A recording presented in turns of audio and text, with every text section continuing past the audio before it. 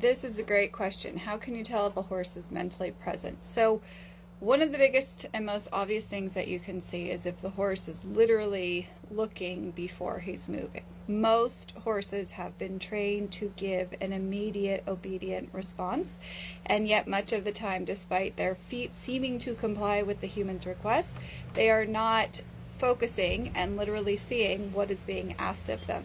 And that's where a lot of times people will say, my horse seemed like he was fine, and all of a sudden he spooked. So the ears are indicators as to the direction of the horse's thought. So if you are tracking along straight and you have the horse's ear turn off to the right or to the left, it would tell you that his thought was off in that direction.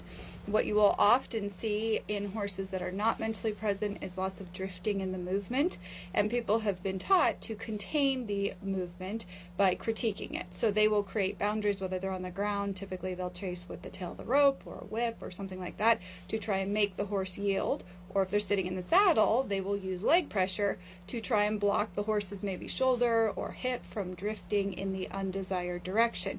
What they're not recognizing is that the drifting is a lack of mental presence, meaning the horse is literally not looking to where he's going. So you're going to notice the direction of the horse's ears, a little gentle turn back to check in with noises or things that are going on. We want that, that's being present. But if there is a fixation, meaning if the horse is tracking straight ahead and he's got his left ear turned way off to the left and his head's kind of crooked, and despite him seeming to comply and track straight, everything about him is sort of drifting or thinking or pushing or leaning with his shoulder, the side of his neck, towards that left side, it would tell you that he wasn't really mentally present despite the compliance. So things when a horse is not mentally present is you're going to feel a tension, you're going to feel a rigidity, you're going to hear often labored or heavy breathing or maybe a lack of breathing, and as you're sitting on them or if you're looking at them, you'll actually see the rib cage expand. So everything about being present will help that horse learn how to offer reasonable behaviors.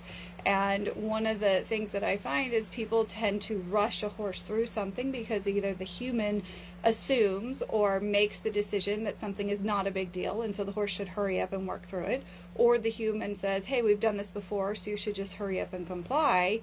And what people often aren't assessing in their horse training or the horse interactions is if there is quality versus demanded obedience. And there's a big difference of when the horse has learned how to, or been given the time to learn how to slow down and think through something and then offer a physical response. You build his confidence in those short little pieces, then you present the whole picture or the whole scenario of whatever it is that you're asking of him, and he can offer real-time, adaptable, reasonable responses. But if the only thing the horse has been taught to do is to physically yield to the rider's aids or the person on the ground and how they're communicating, and the horse has learned how to yield, but he's not mentally present, he's not thinking, then basically you're sort of containing and molding the behaviors.